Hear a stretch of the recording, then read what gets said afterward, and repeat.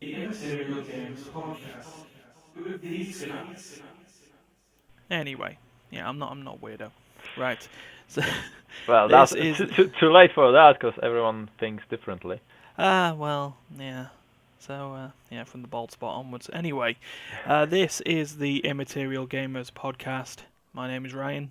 I am one of the guides through the deep, dark, meme-infested skank hole that is the internet. And this is Darius. Hello, everyone. That's me. There we go. I was going to mention the fact that it was like 6 months of podcasts before introducing you, but now I went the other way. But yeah, episode 26 out of 52 that constitutes a year worth of podcasts. Yeah, that's kind of halfway through, so it's looking good, isn't it? Yeah, it shows that we can do something regular, pretty much it is. once a week for 6 months. But we could just keep that going even further. So yeah, what a week! It's been cold. We've had Rainy. snow. Yeah, we've had snow, ice, rain, wind. A bit of sun as well. Yeah, bizarrely, that was a weird day going out of work on a Friday and it being a very balmy 9 degrees Celsius, which is for January. For January, that's unusual. quite hot. Yeah. But yeah, no, it was great. I was getting a lift into my workplace with Matt, and we were looking at the weather on my phone, and it claimed it was I can't believe I'm saying this, it was a wintry mix because it was hail, rain, ice, snow, all in the same day.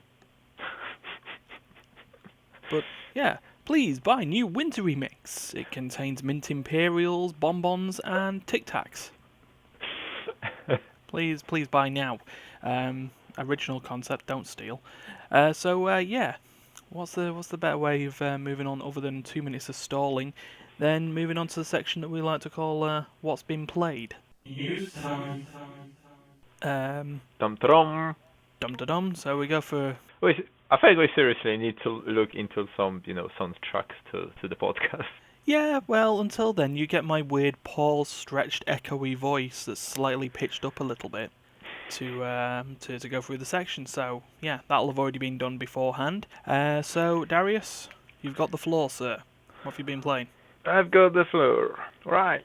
So, dear people, listeners to our podcast. Yeah. I've been playing a strange game called Mutant Year Zero. I think I know something about this. Road to Eden. It's involving like weird pig people. Well, you basically, I'm not entirely sure who you're controlling. But long story short, slight spoiler alert. Okay. Warning, spoiler alert. So, please mute your mic until you hear the words no spoiler alert. Ideally, the Earth was destroyed by the atomic bombs, etc. We couldn't fucking do. We couldn't get through a few years without blowing the thing up. And the thing is, animals, humans mutated, mainly animals. And right now they are able to carry shotguns, laser rifles, etc. And they are able to speak to us. Ah, cool. So I'm not playing much of it, but it have a really nice XCOM tactic to it. Yeah. However, I'm finding it 10 times harder. Wow. So on Iron Man 2 Kill Me Now, Mutant Year Zero is on the upper portion of that scale then, yeah? Yes. It's really hard. In the game, you have literally it's like kind of weird real time and turn-based game basically. Right. Okay. Because you can move around freely around the map, and if you are not spotted by the enemies, you just keep moving, isn't it? So you can try to sneak by, around the enemies. You don't have to go, full blast. Go literally through them. You can go around, which I found it nice. Also, what you can do, you can split your party, so you can control every one of them separately. Okay. which gives you a good tactic opportunity for trying to make an ambush or something. Or if you have that really the one really powerful guy trying to ambush just him before you start dealing with everybody else. Okay, so trying to take out the big threat. Yes. Well, I find that the more that gives you the biggest advantage on the field, because some of them can call for backups. So every, let's say, 3 turns, 3 new enemies coming to the battlefield. Okay. And you are like, what the hell? Not these guys again. I've just killed you. But yeah, it looks. I've not played, as I said, I've not played much of it. It does have a nice feel to it. I'm kind of a fan of XCOM games. Yeah. No, I know you and Steve is a big fan of XCOM. So I will definitely will be playing that. Okay. For another, well, for many hours. Depends how frustrated I will get with the whole hard gameplay modes on it. I mean, I'm not playing on hard, I'm playing on easy, but still getting my ass kicked. Yeah, well, I'll say it right now. I play XCOM on easy and don't succeed very well. But then again, I apparently don't have a great strategic mind. I'm more of a shoot first, plan later kind of person. Kind of same goes here, but with the XCOM, you're getting the benefit of after several hours into the game, when you have like medium sized weapon, then the game getting sometimes even drastically easy. Yeah. So until that point. Until that point, yes, you're struggling a little bit with the XCOM. But that's kind of what I like about these two games, when the victory is not guaranteed. You can always, fail. Yeah. But in XCOM, when you fail, you fail. You still carry on the story mission, the campaign. In this game, in Mutant, when your squad is dead, you have to reload. You have to reload the checkpoint and do the same thing basically again. Yeah. So this is something nice, something new for me to play this week. And I still have plenty of games which I started but never finished. Because I think I'm getting bored with them too quickly at this point. So I still have to finish Red Dead Redemption 2. And I bet you still have to finish Vampire as well, don't you? Yes. So that's okay. I'll say that I would definitely finish the Vampire before 1 year anniversary. Ah, sweet. So look forward to August's 52nd week podcast. Where we then discuss, we do a post-mortem on Vampire, mind the pun. That sounds like a deal. Episode 52. We'll the day when Darius completed the Vampire. Holding it to you now. Good. Fair enough. Well, I guess I'll move on to myself. And other than the Sword Art Online and WoW and Destiny 2 that we've been playing, over the weekend I decided to. Well, I walked past Martin's computer, my flatmate, one of the other members of the site, and he was installing Star Trek Online again. The middling Star Trek-based MMO with quite cool space combat and quite poor ground combat. That was owned by Cryptic until Cryptic went and pulled a Cryptic and just kept like half-hearting all their MMOs until they all got picked up and bought by Perfect World Entertainment and their Arc service. And now that's why you've got a much better version of Neverwinter. Torchlight Frontiers will be coming out soon, which will be a good one. And I'm looking forward to that. It's an interesting concept. Torchlight was always interesting concept. Yeah, I did like that. Torchlight, for anyone who didn't know, is an action RPG formed by a company called I've forgotten the name of the company. But they were ex Blizzard developers. Yes, they are. Relic or Mythic or something like that. But ex Diablo creators all teamed up to make a Diablo-like. It's Running Games. Sorry? The studio is called Running Games. That's the one. Yeah, but But, as you said, they are like basically people from quite a few different studios, isn't it? yeah, And but they literally put together a nice game. mm, yeah, sort of. It kind of had the same sort of flow as a sort of Diablo game would. So walking around easily, quick skills, easy to learn, hard to master in terms of build types for characters.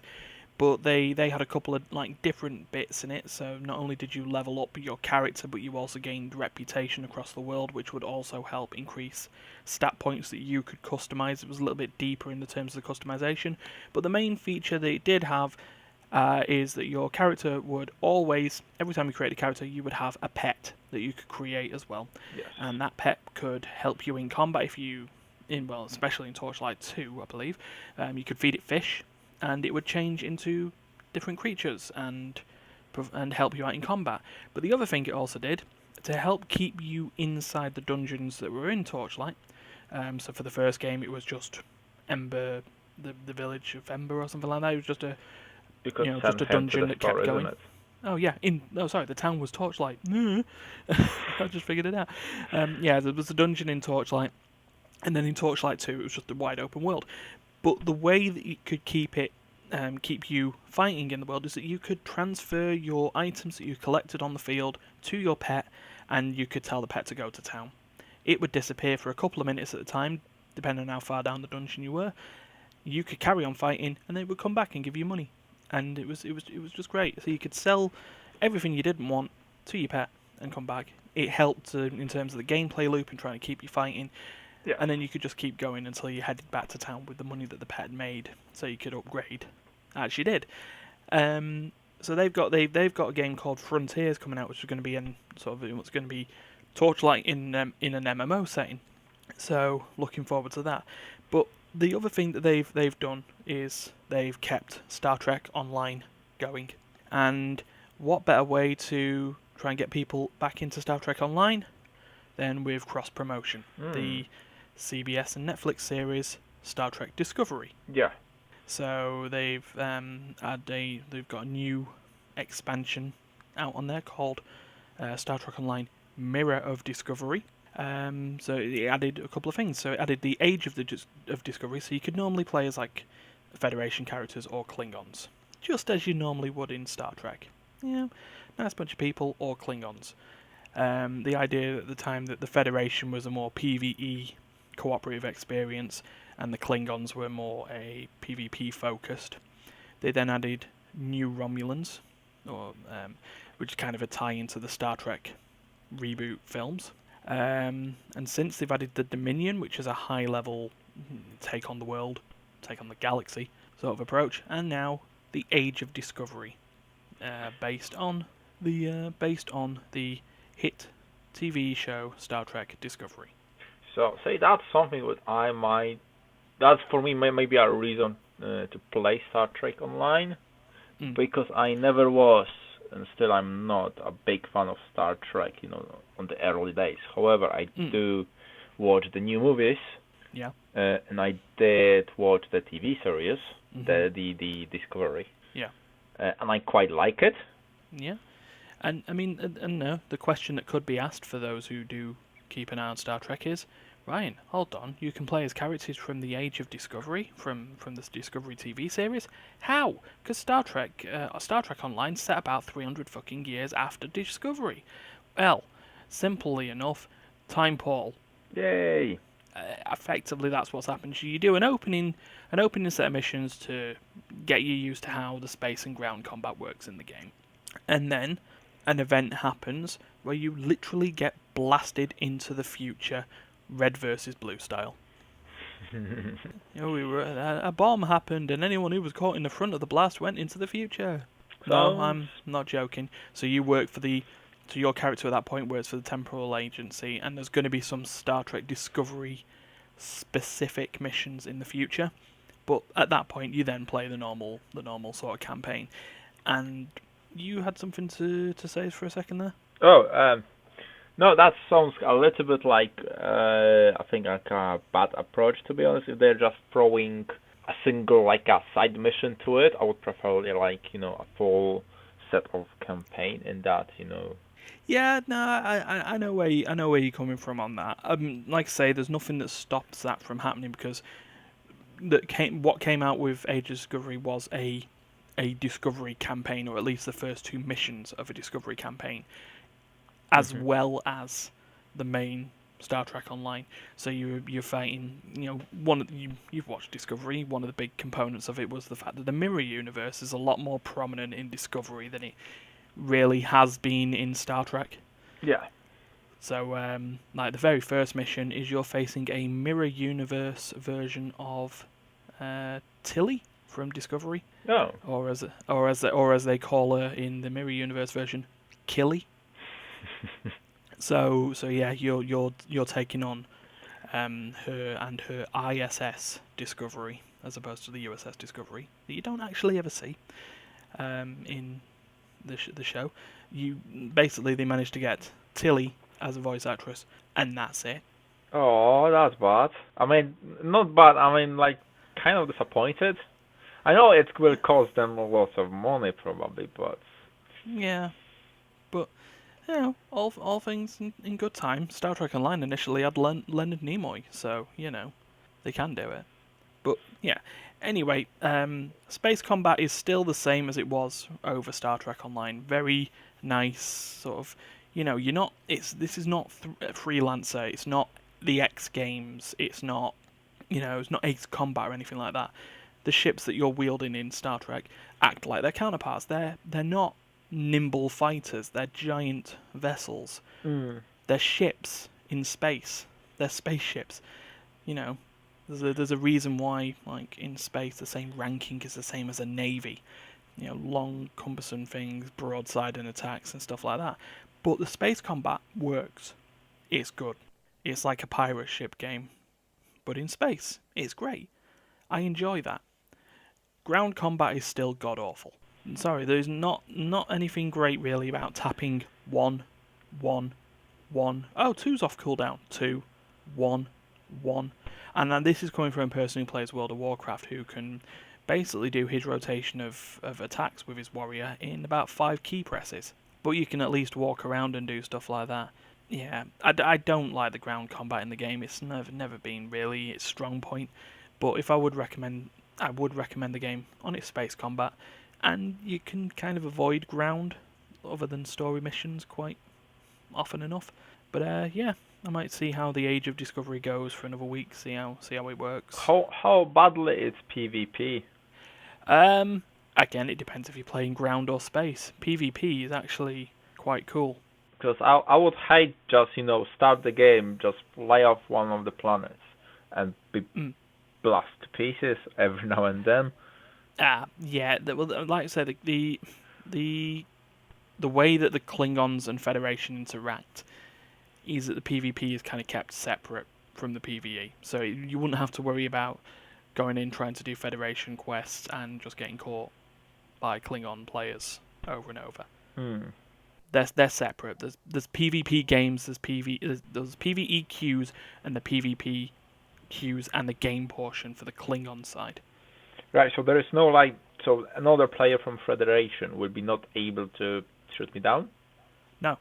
Oh, that's good. Because as the Federation, you are all working together, and a lot of the PvE combat or content comes as a Federation or a Romulan character if you've chosen Federation. PvP is sort of a Klingon thing. You choose a Klingon, you're out there to sort of pirate against a lot of the time other Klingons, or taking part in PvP with people. They do have their own little story missions over again, but it's more PvP focused. And with the fact that they've got different ships to Federation stuff, combat mixes quite well in terms of what sort of attacks you can do with each other. But yeah, other than that, I'd say it's enjoyable. It's held up just. And yeah, that was actually one of the successes of. It used to be a subscription-based service and failed poorly. And usually when you go down to free-to-play, you've got a choice, and it's either going to live or the free-to-play was just a way of just getting a few more coins out of people before it shuttered. Yeah. So, but yeah, that's Star Trek Online, and that's the main game that I've played. So that's the games done. So let's move on to News time. the news. The news. Time. And as we go on this, we can say 14 days without a bad Bethesda story. We're now in double digits. Yeah, I think so. I've not heard Yeah. anything completely bad about it. No, Um, nothing happened. major, because Bethesda took Offline approach. they took they don't cause any more shit approach. But what we will do is we'll move on to someone taking the mantle of poor news before games even come out, and we will give that to EA. Hello, EA. Good old EA. Why I'm not surprised it's EA? Why I'm not surprised? Yeah, it's just not. Anything can happen. I mean, especially as I'm cautiously optimistic about Anthem. Cautiously optimistic. I lost some of that optimism over the weekend. I didn't even play it. But yes, this is the news picked up from Eurogamer that that Anthem had their VIP demo event. Basically, you've pre-ordered the game, you fool. Please join our demo. Because you've bought the game, you can see how the game's played. You know, forget the people who want to know if the game's any good and play the demo. No. Buy in first. It is just idiotic. That's a rant for a whole nother time though. So yeah, they had this VIP demo event. So very important people. So anyone who was on the premium version of EA's Origin or who had pre-ordered the game. So in other words, if you were willing to spend 80 quid, I think it was 80 quid, you could play it. Pretty much. Yeah, you could play a demo. But you couldn't. Because Saturday came along, or Saturday, something like that, came along, people started playing. No, you can't. Couldn't. I will not let you log into the game. Yep, the servers went down. So a time-limited demo, the servers went down. How classic, eh? How classic. EA. EA, never change. No, please change, but never change. Some point I could say it could be a marketing thing. However, not with EA, not again. No, I'm too cynical these days for that to even be a thing. This is some clever marketing ploy to get people in. So if we tell people that our servers are poor and we need to increase the servers, that shows, that shows people will want to play the game, and not that they'll turn away of, oh look, it's another game that EA haven't got their shit together. It's annoying. Well, but to be honest, that's not the worst bit. If you are not able to log in to play Anthem. Yeah. That other bit with this news is miles worse. Yeah. So the servers were so bad that other EA games started to experience issues. Like Star Wars Battlefront, however many people are playing that these days, Battlefield 5 and FIFA. A game about mech suits and their server issues were affecting a game about controlling footballers because you yourself are not a good footballer. I used to play FIFA. I wasn't good at football. I wasn't really good at FIFA either. Yeah, there's my my attitude for it. But yeah, when now your server capacity affects other games on your network, that means you're seriously doing something wrong. Yeah, just a little. Because I get it. Probably what they have separate servers for each game on its own. However, the login authorization is going through one, and that's might causing the trouble. Yeah. So you're on the idea that it's bottlenecking on the authentication at Origin side, and then yes. So still, why would you construct this kind of infrastructure? Because it's just calling from disaster from the beginning. Yeah. Because you know that if you are a game publisher, you know that over the years you will be publishing more and more games, right? More and more people will want to play it. So why you don't split it into some sort of, let's say, have the casual server for those games, have the let's call it premium server for all the shooters, and then have the sports server. Mm. You know, I mean, the authorization servers. Yeah. So I mean, yeah, it is possible. It is achievable. It doesn't have to cost a fortune. Yeah. It just has to be. You have to just be smart. Yeah. Don't be EA. Don't be EA. That's how you're smart. Or if you are EA, change the way you're thinking. Yeah. True. But yeah. I mean, we're recording this on the 27th of January, so this is 2 days after the VIP demo launched. I don't know how bad the servers are now, or whether they've managed to fix themselves. But that was your VIP demo, and take into account at this point that the game comes out in less than 4 weeks. It's 3 weeks actually, isn't it? Three weeks on Thursday, or 3 weeks on Friday, or something like that. So I believe the 22nd of February is the full launch for everyone. We know there's going to be some bullshit early launch. As always. For people who will be more than happy to keep giving EA the second chance. I'm just not on the pre-orders. I've been burnt. I did one pre-order and I got burnt on it. I'm not doing that again. I've done few pre-orders in the past few years, but literally like a handful. So first of all, I've pre-ordered the Witcher 3 game. That was years ago. Only because I wanted the collector's editions.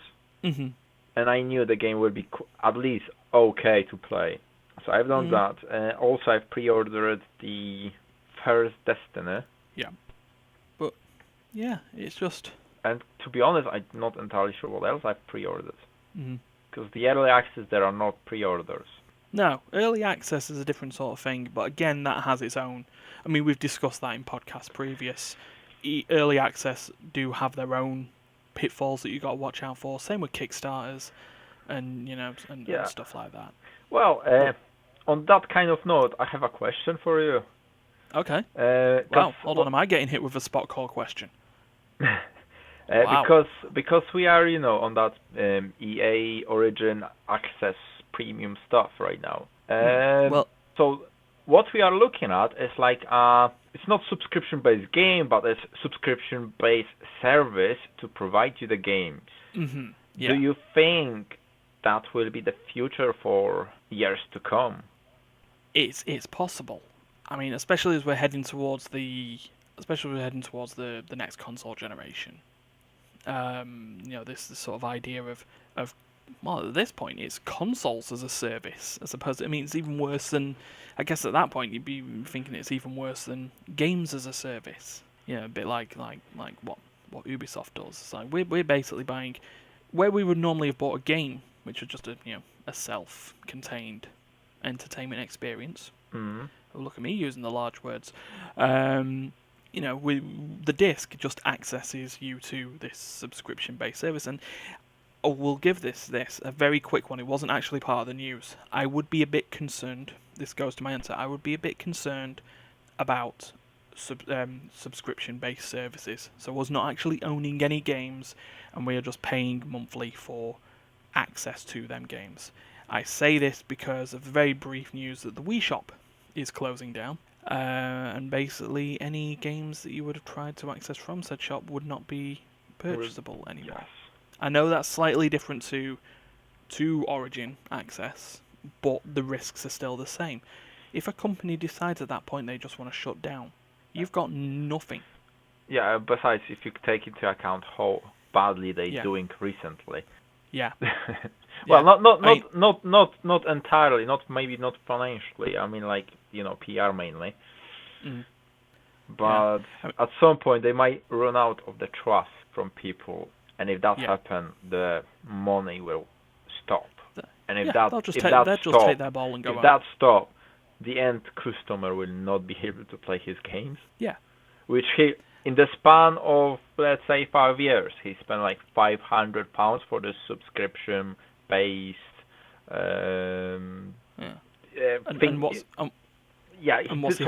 he don't even own the game. He will not be able to play it ever again because the servers are shut down. Yeah, He's got some save games. Yeah. Memories. That is basically like renting a camera and then not having the photos afterwards. Yeah, Well, exactly. there go them memories. So yeah, I do have a risk. That being said, I do think that's the future that they're going for. Yes, and as far as I can see, the point of that kind of subscription-based. Why I'm saying subscription-based games? They are not subscription-based games. No, it's a subscription-based service, isn't for it? games. Yeah. Yes, it will be liability for owning the actual game, basically, because you don't. Yeah. But on the other hand, you've been renting the games. Yes, but on the other hand, it might turn out a little bit cheaper. It's possible. Because right now, okay, the basic version on Anthem is, let's say, 45 quid. They give the Battlefield 5 is another, let's say, 40 quid. So that's already 80 quid, which you can pay for yearly subscription. But then technically, you're not owning those games. No. And you've got the access, and that's it. And that goes into sort of other, there's other stuff about conduct and stuff that you could have on there. You know there's going to be the risks. I mean, that being said, I always go down to the things. I have downloaded digital games. It's the sign of the times. There's no other choice half the time. Like, take into account the PC market, you're not going to get many physical copies of games these days. No. Console-wise, they're still going. They're still going on that point. If there is a game that I like enough to get physical, I'll get it physical, and that way, that I keep hold of it. I'm not a trading person. If I get something, I'm getting it with the sort of the knowledge that that I want it and I want to keep it. I still do prefer physical copies of the games than actual downloading it digitally. It's just I'm possessive. Yeah. But yeah, the new console generation will probably be a bit, that'll probably change that. But we'll see how it goes. I mean, we as a consumer, we vote with our money. I think that the worst part of it is that even you buying the games digitally, you're paying sometimes even more than you buying the physical copy. That's the biggest issue at the moment. Yeah, I mean we've discussed that as well. I mean there should be nothing. I know, but see that the problems keep coming back, isn't it? Yeah.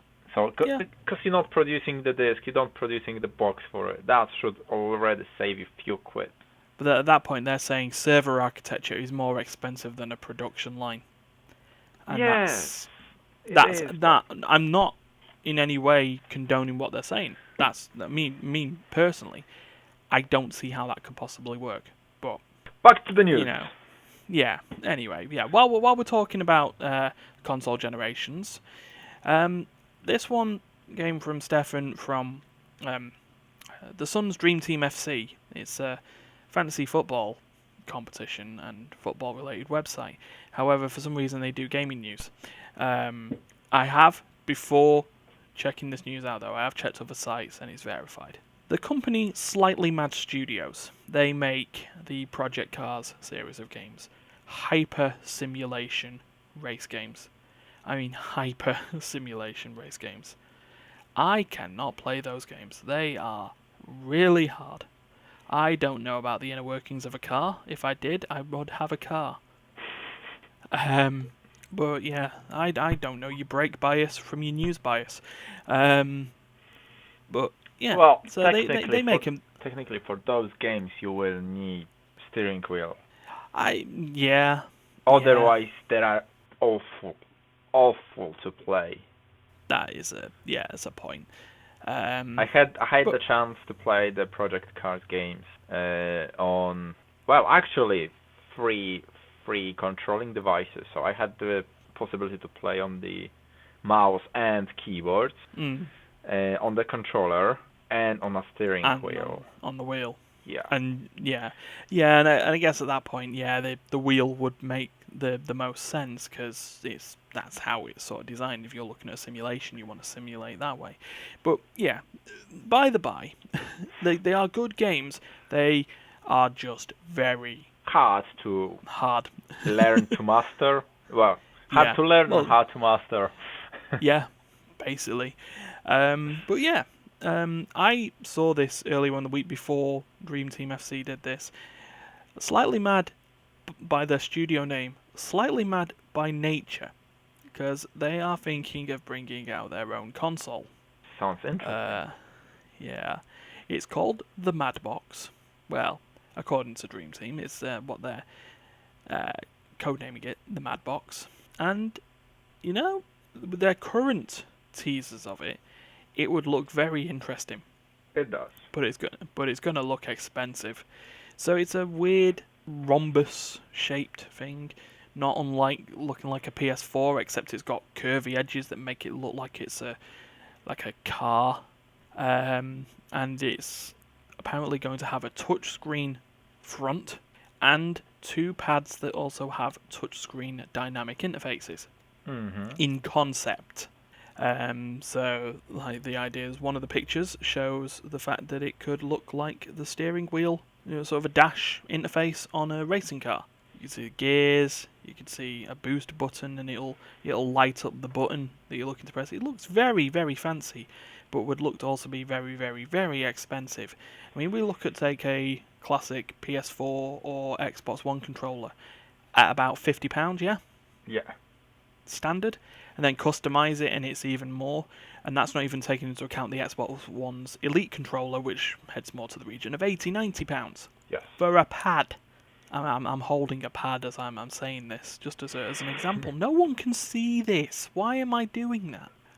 I guess it's sort of a way for me to try and explain the situation. But however, yeah, it looks very fancy, and it also at that point it could turn into a keyboard and everything like that, and you can connect it with Bluetooth with your phone, and everything's great. But it looks like it's going to be expensive. Because you need to like literally put on, let's say, LCD screen on the top of the controller. Yeah. So you've got an LCD on top of the controller. You then have an LCD screen on the front of the console as well. So, it would look a bit weird. So that's looking on the pricey side, and that's without even getting into the, well, how the hell is anyone going to develop for this thing, other than, sort of exclusive games for this console that could be prohibitively expensive. I would say what they're aiming for is they are PC games. I'm pretty sure they will be running Windows or Linux. So you reckon it would just be sort of using the what do they call the interface for Xbox? Just the Xbox Suite, I think, or the Windows Suite, isn't it? Or Metro, I think, is what it was called. Something like that, yes. So you reckon it'd be doing that? I was watching a video on YouTube the other day about a console in China. Was it called the Fuse by any chance? I don't remember the name. I'm bad with those. I just remember there was a story involving YouTube rapper Soulja Boy. Literally, what it was is you buy a console, well, something looking like a console. Like, let's say, literally kind of similar to like PlayStation, Xbox console. You plug it in, you run in it, and what you have, because it's like early stage of development, Windows 10 welcomes you. Windows. Oh, Jesus. So, yes, what I'm thinking of, their console might running Windows originally, I mean on the, let's say originally, on the back door, and on top of it, they will put a software, so it will disable everything what it's not needed for the console to do. You don't need half of the Windows stuff anyway on the console. Yeah. So it will disable all of those processes which are not in the interest of the console of the producers, and it will run like custom-made kind of OS on top of the Windows. I mean, it's possible. I mean, so you will not have the access to actual Windows. You will just have the access to that application. Let's call it. So that's my theory about it. Yeah. What I have noticed with this is that this could be going with what Steph's been stating for weeks has been happening, and has been confirmed by everyone but the game developers, publishers, studios, companies themselves. of them going to digital consoles, because you can probably see the pictures of this mad box. Mhm. What's missing? The drive, I would say. Yeah, The physical drive. yeah. So a digital-only console. It could be the first, but yeah. I mean, I'd just have to see how this goes. You mentioned Windows, by the way. Just a small, the small factoid for everyone. Remember that the Sega Dreamcast ran Windows CE. Okay. Just as something there you can have in your trivia head. It ran Windows. It obviously didn't run it on the screen. I didn't get a blue screen of death when I was playing Sonic Adventure. But yeah, it ran CE. So that's something to know. Anyway, we shall move on from weird console designs to, oh, look what Activision's in trouble with now. What? They're facing a class action lawsuit.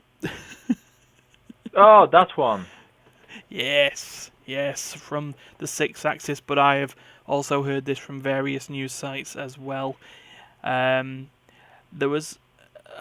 okay, so apparently it turns out that when you announce something as big as Bungie taking Destiny from the Activision family, you're supposed to tell your investors in good time that that's happening. Unfortunately, apparently, Activision didn't.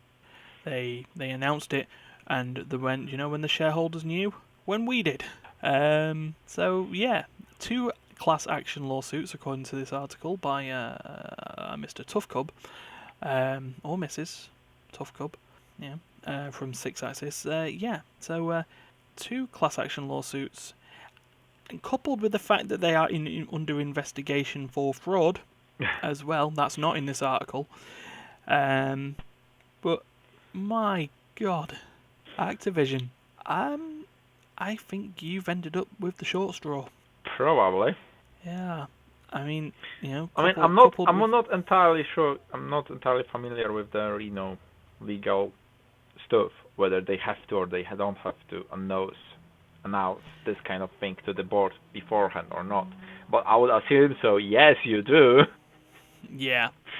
Yeah, no, it's usually, if there's anything that could end up in a massive change for stock, because this would be considered in this point of a like a stock warning. Unless when the 2 studios kind of combine it, they kind of sign under a statement like, after, let's say, 6 years, you are free to go. In that case, they don't have to. Well, no, yeah, because that was part of the thing. But this stuff with Bungie was a couple of months in the making, and yet we didn't know until last week, week before, something like that. So yeah, that's sort of the issue. So yeah, Activision now facing lawsuits, investigations, and the fact that Blizzard might be looking to seem better as well. But they're a little bit too intertwined with Activision Blizzard. So that was a quick Activision news, and their counter has just dropped to 0. Bethesda's is still going strong, but yeah, let's now move on to odd news. Very very odd bit of news. So we know the esports scene. Yeah, we do. League of Legends, Counter-Strike, Smite, as I'm seeing on an advert just next to this piece by Eurogamer. Heroes of the Storm. WoW. Oh no, sorry, scrap that one. No, not Heroes of the Storm. That's been shuttered effectively. Overwatch. There we go. That works. Farming Simulator. Wait, what? Yep. Farming Simulator. Is now starting its again. What? Own... Yep. The video game series Farming Simulator does have a following, and it's going to unveil its own official esports league. Sorry, it's the only thing which I can do at this moment is just laugh. Sorry. Yep. It has 250,000 euros in prizes. That's equivalent to, according to this year. Yep. That's according to this Eurogamer article. That's worth 217,640 Great British pounds until Brexit. But yeah. So there's 10 teams. But my God, this report, Emma Kent, you are a star. My God, how many farming puns can you get into this? Total of 10 teams, cream of the crop. They talked about the prize pool. That's Fields of Gold. Last year, Giant Software planted the seeds by staging a farming simulator championship to test the waters. Oh wow! Favoured game mode for season 1 was hay bale stacking. Sort of a race to correct, to put on a set of hay bales using this farming simulator. I feel I now think that we should just pick this up just for a just for a play session at one point. Just the idea of racing each other to stack hay bales. Maybe we could get into this. The idea, but yeah. Can you can you imagine the question and the answer? What would you do with this reward? I think I will buy a new combine to crop the real crops. you want to go all West Country then? I buy me a combine harvester now. We go and tend to the sheep. Right, Janice, get the harvester. And then the accent falls apart. But hey, you know what? Anything can be an esport at that point. I expect to see competitive e-darts by the end of the year. The Yakuza esports league. There we go. Yeah. It's not just about playing Virtua Fighter. So go to Evo. It's not just playing Virtua Fighter, but it's playing Yakuza's version of Virtua Fighter. Try that. But But the end. At the end of this reaction, though, she keeps going. Emma, you keep going. There's always something strangely fascinating about the concept, similar to when you find yourself watching dressage or curling when the Olympics is on. Curling is awesome, for a start. But, the fact that she says it's a little off the beaten tractor. It remains to be seen. Weta, the farming simulator esports league. Oh my god, I gotta stop. I as a pun connoisseur, a punnoisseur, as you will, this article, fills my need. So that's great. But yeah, farming simulator esports. You know what? I feel that idea that's what we're probably going to do with League of Legends. I think we should do it with farming simulator instead. The first, if we go for Immaterial Gamers' first fantasy farming league. Yeah, let's do it. Oh, let's get those ideas down. I'll get back to you on them. So that's the main sort of news at the end, and the last one is what Duncan has shared with us. From Kotaku. It's more of an in-depth story than news, but just remember, when you think that you're always good at games, and you do your challenges of speedrunning and, can I complete Dark Souls without swinging a sword? Spare a thought for Stefan, not our Stefan. Why not? Let's pretend it's our Stefan. No, we could pretend it's our Stefan, but it's not. It's another Stefan. Actually, you know what? Spare a thought for our Stefan. He's working today while we're recording, and not here talking about something like this. But yeah, a YouTuber called Stefan, whose whole thing is to play Mario games and give himself give himself challenges like, can I complete Mario 64 without jumping? Could I play? Can I go through New Super Luigi U without collecting a single coin? Yes, you can. Turns out yes, he can. And other stuff. So this guy, I've been looking at the article. Yeah, it's great. Like, completing Mario 3D World while always crouching. He's managed to upload an impossible level in Mario Maker, according to this article by Zach Zwizen. I think so. Yeah, that's how that is. Yes. You seriously have to love the game if you're thinking about to do something like that, because it's just the amount of time you have to put into it is just ridiculous. Yeah, it's just great, and I just keep seeing the GIF of him going through the level. Yeah, I keep looking at it as well. Yeah, it's like, I couldn't solve this level as normal Luigi. However, if I got the mini mushroom, then I could go through these things. My God, it's just mental. But yeah, keep on, Stefan. Keep on going on. Please, I want you to find a way of completing, I want to go and play Super Mario's Odyssey now without getting a hat. If we can do that, that'd be great. Probably he's doing it already. Yeah. Soldier on, Stefan. Soldier on. So, that brings a close to the news. The news!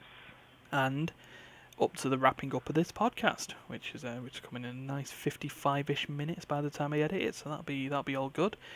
So yeah, I would suggest if you did like what you heard this week, please do the likey, sharey, subscriber thing with the bell. Subscribe. And follow us on the social medias. They're all in the links below the YouTube video, and also on the links of the Apple podcast as well, which we're also there, and it's an RSS feed as well, so you can listen to everything that's uploaded.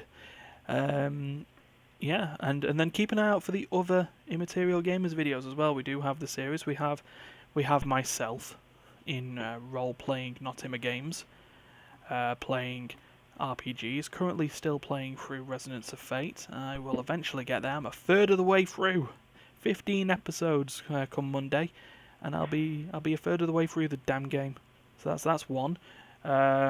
We've got the General's War Table with Stephen playing more strategy games, and once he's fixed his dead computer, XCOM 2 will be on there. Yeah. You can find people like Darius and Stefan and Dee and Duncan and other people, and maybe not even me, in Play Session, where we just play weird multiplayer party games every now and again, and possibly we'll play bigger games. I have to say that I'm looking forward to another Mysterium set.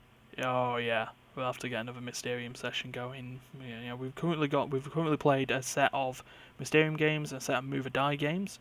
The last episode of the current session of Mysterium will be on on Friday. No, Saturday. But yeah, there's other stuff that we're looking at. Particularly, I'm thinking of doing another set of videos involving playing roguelike games with limited lives and seeing how far I can get through them. But that's a concept that may get done next week. Yay! That's always something. So yeah, there's always stuff that we're looking to do. And yeah, if you find us and you see us and you like us, please speak to us. We want to have a bit of fun. We definitely not bite. Yeah, I don't bite. Now, Stefan, no, he doesn't bite either. He's fine. He's harmless. He can just swallow you in the hole. Yeah. Yeah, just Kirby style, just... Mm-hmm. Yep. And then suddenly he'll gain your powers. So I hope you do a good job. Alright, guys. So I think that's good time to say goodbye to you. Yeah. So goodbye everyone. Thank you very much, Darius, for being on this week. Pleasure. And have a good one. Don't kill each other. See you. Bye bye.